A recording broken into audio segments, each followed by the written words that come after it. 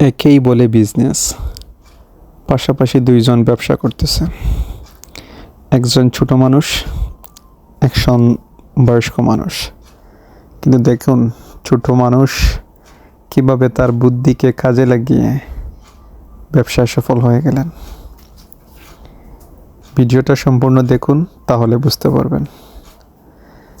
ভালো লাগলে অবশ্যই লাইক, কমেন্ট, শেয়ার করতে ভুলবেন না। দেখুন,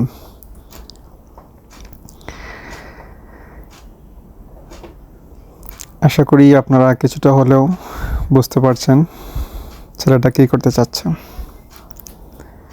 ভিডিওটি দেখতে থাকুন, তাহলে বুঝতে পারবেন।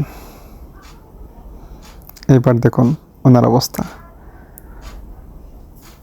উনি মনে মনে হাসতেছেন, তারপর দেখুন ওনার অনুভূতি কেমন।